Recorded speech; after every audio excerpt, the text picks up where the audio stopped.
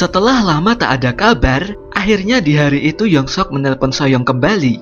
Dengan segera, Soyoung pun mengangkat telepon itu dan mengatakan ke Yongsok kalau malam ini dia akan mati dibunuh oleh ibu tirinya sendiri. Yongsok yang mendengar itu merasa sangat terkejut, namun dia tidak heran karena ibu tirinya sudah sering berbuat jahat kepadanya. Beberapa jam kemudian, ibu tirinya Yongsok terlihat datang ke kamarnya Yongsok. Dan tanpa disangka, dia lalu menusukkan pisau berkali-kali ke Yongsok yang sedang tertidur. Namun ternyata, itu hanyalah bantal yang ditutupi oleh selimut saja. Tiba-tiba, dari belakang Yongsok muncul, lalu mengambil alat pemadam api dan kemudian dia menyemprotkan alat itu ke ibu tirinya. Dengan merasa marah, dia lalu mengambil pisau dan menusukkannya ke ibu tirinya hingga dia mati.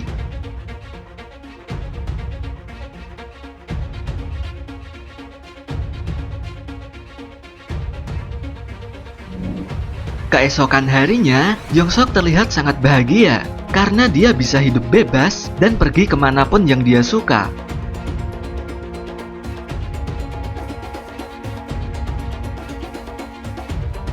Tak lama berselang, ada seorang pria yang datang ke rumahnya Yongsok untuk mengantarkan stroberi pesanan dari ibu tirinya. Pria ini ternyata adalah Sungho, tetangga dari Soyeon. Saat Sungho ingin meletakkan stroberi itu di kulkas, dia tanpa sengaja melihat bungkusan hitam yang sangat bau. Dan ternyata di dalam bungkusan itu ada potongan tubuh manusia. Sungho yang melihat itu merasa sangat terkejut dan ketakutan.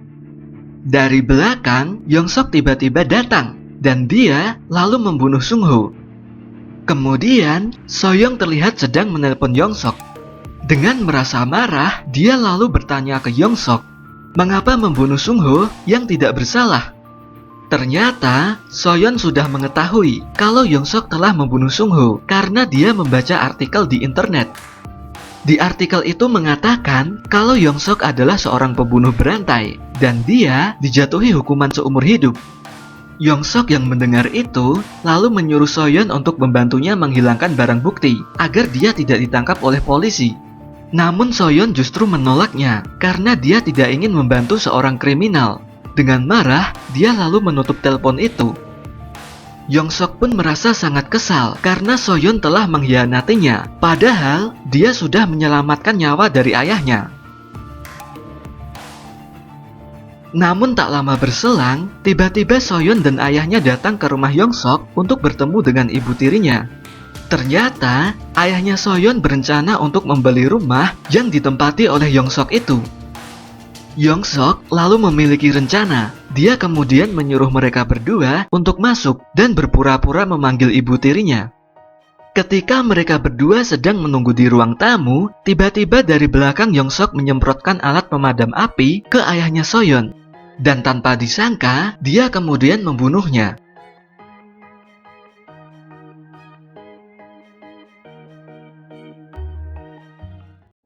Di lain sisi, diperlihatkan kalau Soyeon sedang berlatih mengendarai mobil dengan didampingi oleh ayahnya.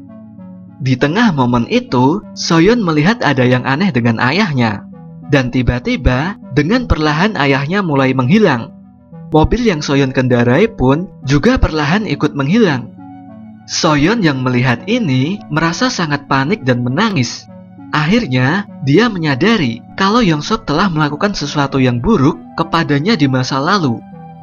Dengan segera, dia kemudian kembali ke rumah.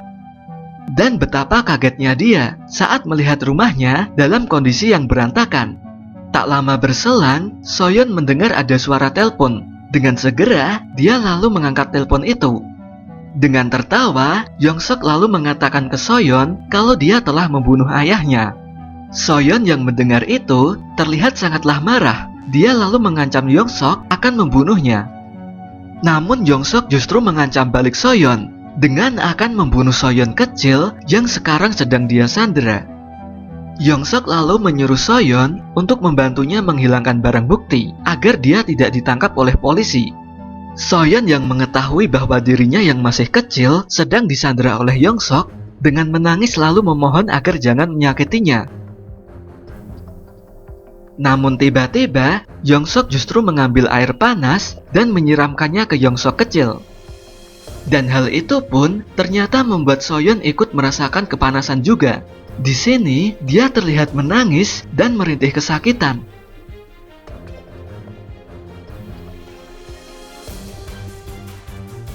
Kemudian, Soyeon tampak berlari.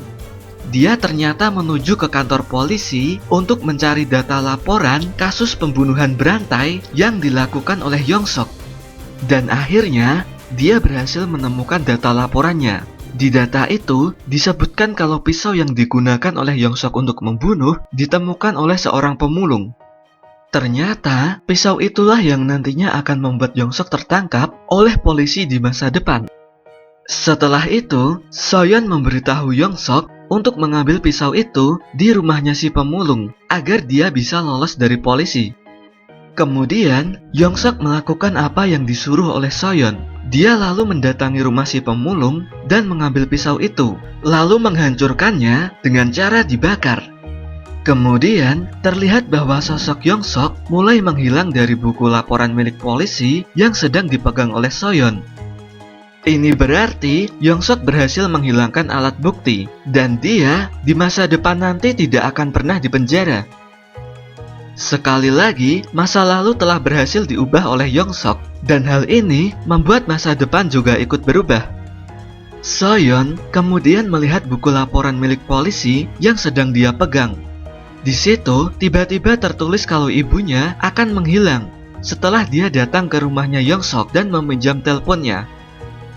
Ini berarti sesuatu yang buruk akan terjadi pada ibunya, dan Soyeon harus mencegah hal itu. Lalu adegan berpindah, di mana ibunya Soyeon datang menghampiri kantor polisi untuk memberikan laporan bahwa anak dan suaminya telah menghilang setelah mengunjungi rumahnya Yongsok. Dengan didampingi oleh seorang polisi, ibunya Soyeon lalu menuju ke rumahnya Yongsok untuk mencari keberadaan Soyeon dan suaminya. Akhirnya, mereka berdua sampai di rumahnya Yongsok. Yongsok pun nampak tak keberatan saat polisi itu mulai menanyainya dan menggeledah rumahnya. Yongsok terlihat santai sambil menonton TV, karena dia merasa semua bukti sudah dia lenyapkan. Karena tak menemukan bukti apapun di rumahnya Yongsok, ibunya Soyeon dan polisi itu kemudian menyerah. Sebelum pulang, ibunya Soyeon tiba-tiba meminjam teleponnya Yongsok untuk menelpon suaminya. Yongsok pun tak menyangka akan hal ini, karena tiba-tiba ibunya Soyeon langsung mengambil teleponnya. Di lain sisi, Soyeon yang sudah menunggu telepon dari ibunya itu, kemudian langsung mengangkat teleponnya saat berdering. Dia lalu langsung menyuruh ibunya untuk segera pergi dari rumahnya Yongsok, karena hal buruk akan terjadi. Sebelum berkata lebih banyak ke ibunya, tiba-tiba dari belakang Yongsok memukul kepalanya Soyeon hingga membuatnya terjatuh. Lalu, dia segera mengambil telepon itu.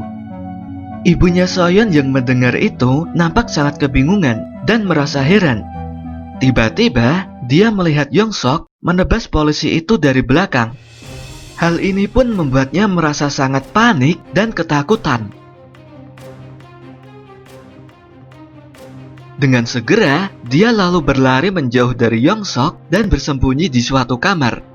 Yongsok lalu segera mengejarnya dan berusaha membuka pintu kamar itu. Namun ternyata pintunya terkunci. Di lain sisi, Soyeon terlihat sedang melawan Yongsok dan berusaha merebut telepon itu.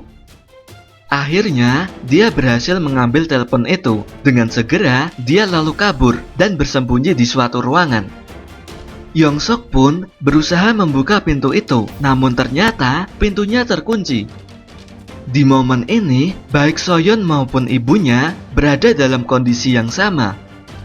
Tak lama berselang, ibunya Soyeon mendengar suara anak kecil yang meminta pertolongan. Dengan perlahan, dia lalu membuka pintu kamarnya, dan ternyata itu adalah suara Soyeon. Dengan segera, dia lalu menolong Soyeon yang terlihat terikat di lantai. Kemudian, tanpa disangka dari belakang Yongsok datang dan menebas ibunya Soyeon dengan pisau. Namun ibunya Soyeon terlihat tak menyerah dan dia lalu melawan Yongsok. Mereka berdua pun lalu berkelahi di dalam kamar.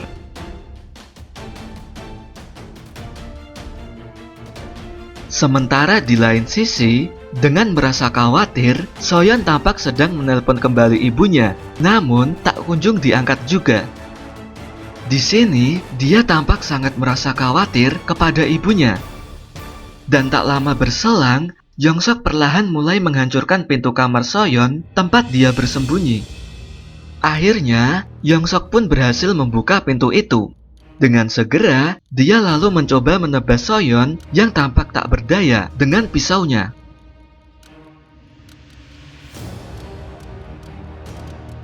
Namun tiba-tiba, Yongsok justru menghilang saat akan menebas Soyeon, dan hal ini pun membuat Soyeon merasa kebingungan. Lalu diperlihatkan, ternyata ibunya Soyeon berhasil mengalahkan Yongsok saat akan membunuh Soyeon yang masih kecil dengan mendorongnya dari lantai 2.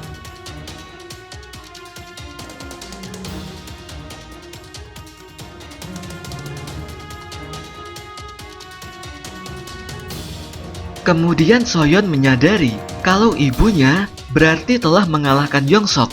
Dengan segera, dia lalu berlari ke rumah sakit untuk menemui ibunya. Namun sesampainya dia di rumah sakit, ternyata ibunya sudah tidak ada di sana. Soyeon pun merasa sangat sedih. Dia kemudian mendatangi kuburan dan terlihat menangis. Soyeon pun merasa sangat menyesal karena dia telah membenci ibunya sebelumnya dan dia tidak sempat meminta maaf kepadanya. Namun tanpa disangka, ada seseorang yang memanggil Soyeon dari belakang dan ternyata itu adalah ibunya. Soyeon pun terlihat menangis bahagia. Dia mengira kalau ibunya telah mati, namun ternyata ibunya masih hidup. Mereka berdua kemudian berjalan pergi dari kuburan itu. Lalu scene berpindah. Di sini diperlihatkan sosok Yongsok yang tergeletak di lantai dengan dipenuhi bercak darah. Dan tiba-tiba dia tersadar. Lalu scene berpindah lagi. Setelah beberapa langkah, Soyeon dan ibunya melangkah pergi dari kuburan itu. Tiba-tiba ibunya Soyeon menghilang, seperti lenyap seketika. Kemudian scene kembali beralih, di mana ada seseorang yang diikat di kursi dengan ditutupi kain putih. Dia tampak meronta-ronta meminta pertolongan. Dan setelah kain itu dibuka, ternyata orang itu adalah Soyeon. Dan itulah seluruh alur cerita dari film The Call. Menurut pendapat saya, film ini berakhir dengan sad ending, di mana Yongsok lah yang akhirnya keluar sebagai pemenang.